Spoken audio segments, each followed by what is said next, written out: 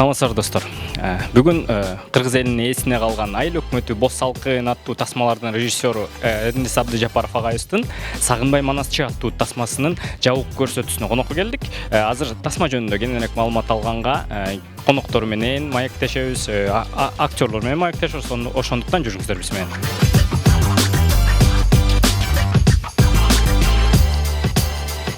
Эрнис агай, ушул тасманын идеясы кимден, каяктан келип чыкты?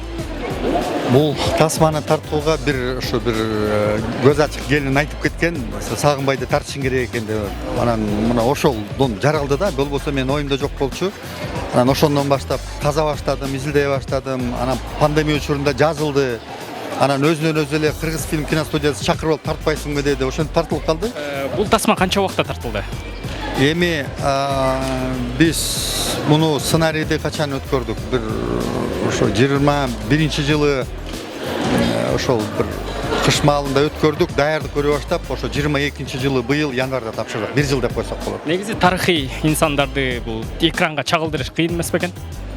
Жок, албетте кыйын. Бул биринчиден жөнөкөй эле сыртынан караганда эле окшоштук болуш керек. Биринчи, экинчи ал адамдын окуясы чагылдырылыш керек. Анын окуясы чагылышы бул биографияны тартыш өтө көп каражат талап кылат. Биздин каражатыбыз жок болгондуктан биз ошол баардык өмүрүн бир бейне кылып, образ кылып, анан бир кыска окуяга байланыштырабыз. Ошол эле мисалы Саякбай Айтматовдун келип кеткени менен чагылдырылса, бул жолу Ыбырай Абдрахманов Манасын жазган келип кеткени менен чагылдырылды.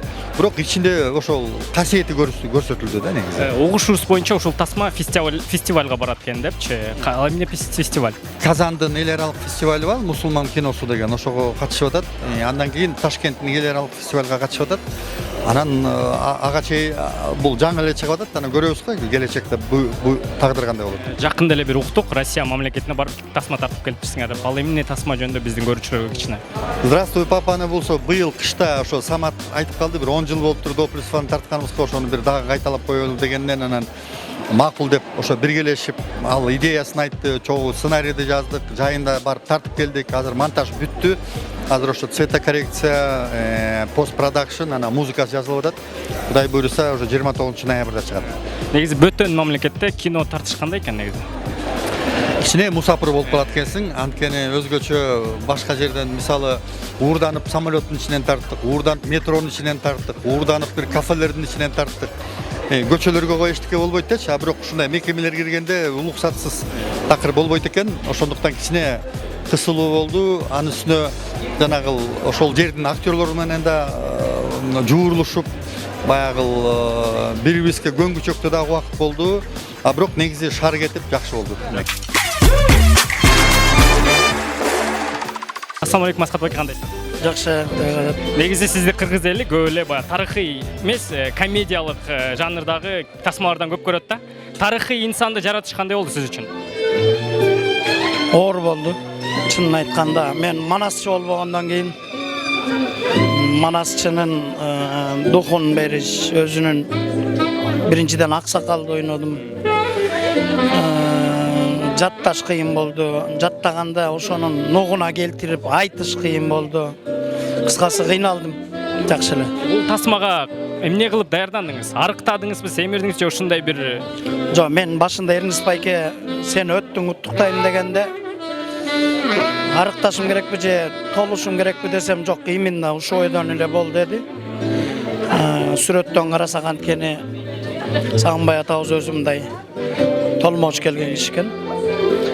Ал жагыга туш болду. Анан эми азыр көрөсүңөр го кинодон өзү ойногонум кандай болду. Негизи театр жактан ушундай бир тарыхый инсандарды ойночу белеңер? Ооба, театрдан көп эле ойнойбуз да. Анан эми кинодо биринчи ошол. Бул тасма негизи канча айдай болду, канча ай тартылды? Буга даярдык, по-моему, аябай көп болду. Эрнис байкенин айтканына караганда бир 2 жылдай даярданды го дейм. Тартылышы 1 айдай тарттык. Эми сиздин көрөрмандарыңыз дагы кайсы тасмадан көрө алат? Эми жакында жаңылыктарыңыздар? Жаңы эми азыр бир 2 кино чыгат жакында, анан бирок аттарын унутуп калдым чынын айтканда. Эми анткени баары эле рабочий название менен тартылат, анан чыкканда кино башкача ат менен чыгат. чалдырыш керек. Көбүрөөк чалдырып, өзүбүздүн тарыхыбызды, тарыхтагы из калтырган улуу инсандарды, ошолорду биз каарман катары, ошолорду үлгү катары биз ошолордун жашоосун алыш керекпиз, пайдалуу нерселерди өскө алыш керекпиз. Себеби дегенде азыркы учурда соц тармагы өнүгүп атат. Ошону менен соц тармагы өнүккөнү менен ошол жактан туура эмес нерселер көбүрөөк чагылдырылып атат да. Адепсиз, маданиятсыз, мындай эч кандай маани маңызы жок нерселерди анан жаштар мындай пайдалуу эмес, тескерисинче туура эмес жагынан таасир бере турган адамдарды үлгү тутуп атат. Андан көрө ушундай тарыхый инсандарды чагылдырып турсак, көбүрөөк көрсөк, тарыхты билсек, ошолорду көбүрөөк үлгү катары тутсак, ошондо бизге жакшы болот эле да. Дагы кайсыл тарыхый инсандарды экранга чагылдырса болот деп ойлойсуз? Эми бизде көп да аябай, андай инсандар аябай көп. Ошол эле мисалы үчүн Жусуп Абдрахманов, Исхак Разаков. Негизи тартканга жараша бирок сапаттуу кылып чагылдырганда жакшыраак. Себеби дегенде адам баласынын табияты ушул экен, баягы кооз, көрүктүү нерсени жакшы көрөт экен да. Ошон үчүн биз дагы бир тарыхый инсандарды чагылдырганга жараша сапаттуу кылып чагылдырсак, аны деген биз эле эмес, балким коңшу мамлекеттер көрөт. Алар да баа берет, анан ошого жараша биз баягы маданият биздин жүзүбүз да. Анан ошо биздин кыргыз киносу, кыргыз маданияты канчалык сапаттуу, канчалык бийик деңгээлде болсо, коңшу өлкөлөргө дагы мындай жүзүбүз жарык болот, өзүбүзгө дагы жакшы деген сөз да.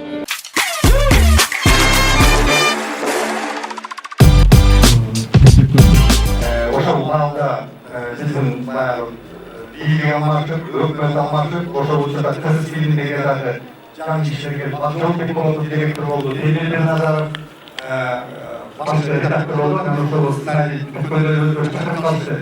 Аны аяктан калтыралы. Азыркы учурда аябагандай каталык иштер келечек болот. Бүгүн кеңештин изилген жакын арада Сагынбай атабыз жөнүндө тасмалдап кетти. Ошол үйрөнүш керек болуп дегенде мен дагы болгом. Көздөгөн өзүңөр ой пикирлериңизди айтсаңар, сиз дагы да разы болосуз. Чоң рахмат. Ошол жайда кетпеден ошо Саякбай атабыздын неберелеринин бири Болот Турганаевга чоң ыраазычылык.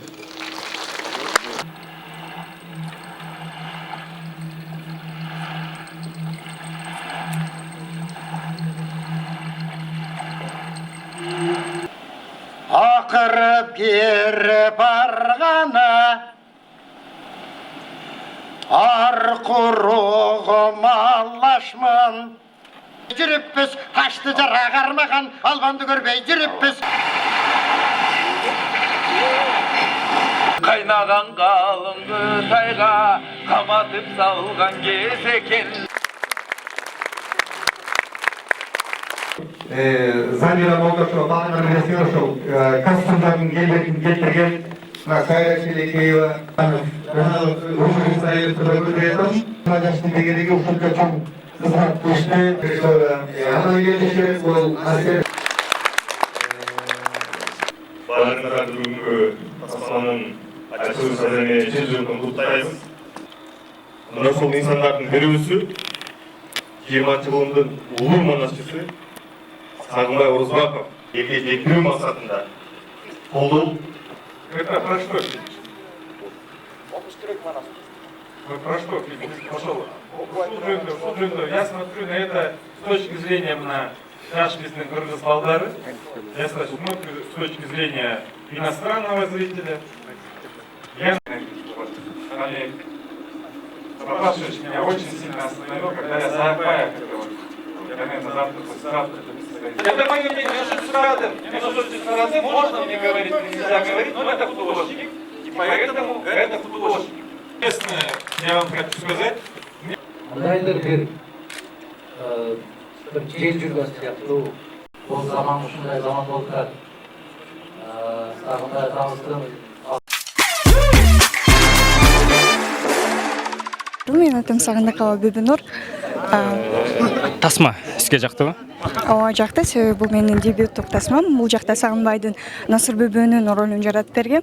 Жана азыр кичине көңүлүбүздү түшүрүп коюшту Азамат Жаманкулов байкебиз. Эмне үчүн дегенде, менин оюмча бул мендей болгон жаштарга жана башкаларга бул абдан чоң тарых болот. Эмне үчүн дегенде, өзү айткандай эле азыр китеп окубай калдык. Ал эми бул кичине болсо дагы ушундан кандайдыр бир билим алышат беле деп ойлойм. Себеби бүт баары эле Саякбайды билет, ал эми Сагынбайды билишпейт. Ошондуктан ал киши да кичине билбестик кылып айтып алды деп ойлойм. Ал эми менин өзүмө фильм купулума толуп турат. Жана мендей болгон жаштарга дагы сөзсүз түрдө купулдарына толуп, бул эсте каларлык тарых деп ойлойм. Берген интервьюңузга чоң рахмат, ишиңизге ийгилик. Ушул тасмада сиз художник-постановщик болуп турсуз. Ушул тасманын баягы ошончо жылдарда чагылдырыш кыйын болгон жокпу? Албетте кыйын. Биринчи учурда тарыхый тасмаларда бул реквизит жагы, декорация жагы негизи эле көрүүчүнү ошол маалга алып барыш биз үчүн абдан чоң тапшырма. Канча ай даярдык көрдүңөр? Бул эми чакан фильм болгондуктан бир 4 ай даярдык болду, а съемка учуру 1 ай болгон. Тасма бүттү, сизге жактыбы өзүңүз? Мен келгенде ар дайым өзүмдүн ишимди карайм. Албетте жакшы ынанган жокмун, кемчиликтер бар. Келечекте ошонун үстүнөн иштей беребиз буюрса. Тасма жакшы. Биз башында баягы бул теманы тандап атканда эле билгенбиз, ушундай бир жакшы бир тасмалоорун. Анткени эми баягы Саякбайды көрдүк да булга чейинчи. Саякбай атабызды тартканда дагы жакшы деңгээлде чыккан. Эми ар бир баягы сүрөтчүнүн өзүнүн мындай көз карашы бар. А менен баарыбыз макул болуш керекпиз. Биз тандап алгандан кийинчи. Бирок деңгээл жакшы. Мен ойлойм, келечекте дагы мындай көптү үмүт өттүргөн баягы көптү үмүттөндүргөн жакшы бир потенциалы бар, ички күчү бар көптөгөн актерлорду, актрисаларды көрдүк азыр. Мен ойлойм, эми баягы тасма кыргыз эли үчүн жагат го. Анткени манасчылар жөнүндө тартылган тасмалар абдан аз. Алардын өмүр таржымалы жөнүндө, алардын жашоосу жөнүндө биз манасчы дегенде эле чындыгын айтканда бирок баягы адамдык дүйнөдөн мындай бир сыйкырдуу дүйнөгө чыккан адамдарды элестетебиз да. Бирок алар дагы биздин арабызда жөнөкөй эле адамдар да. Алардын жашоосу жөнөкөй. Ошолорду чагылдырып бергенде мен ойлойм, көрүүчүлөр үчүн абдан кызыктуу болот го деп. Ушул тасманын кийимдерин, ушунча көп адамдын кийимдерин кийинтиш кыйын болгон жокпу сизге? Ооба, биринчи кыйын болду. Эң биринчи жоопкерчиликтен биринчи корктум, аябай, себеби баары бир Сагынбай манасчынын өзүнүн бир эмеси бар да. Духу бар да. Корктум, ошондон анан аябай жоопкерчиликти аткарганга аракет кылдым. Анан мен азыр бүгүн өзүм кинодон көрүп алып таң калып калдым. Аябай көп жумуш жасалыптыр деп көрсө депчи.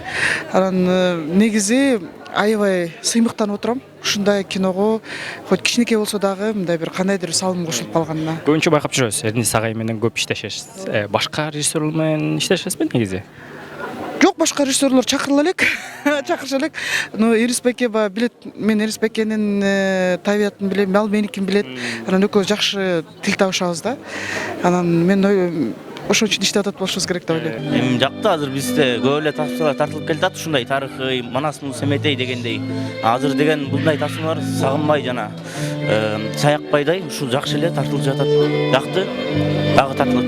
Дагы тартылат деп ишенесиз? Ооба. Мына достор, ушу менен биздин көрүүбүз аягына келди. Мен ойлойм, силерге абдан жакты деп. Анан айтта кетчү нерсе достор, комментарий калтыргандан унутпаңыздар, өзүңөрдүн ой пикириңерди, каалоо тилегиңерди жазгыла. И анан бизден дагы кичинекей сураныч, лайк басканды унутпаңыздар. Сак саламатта калыңыздар.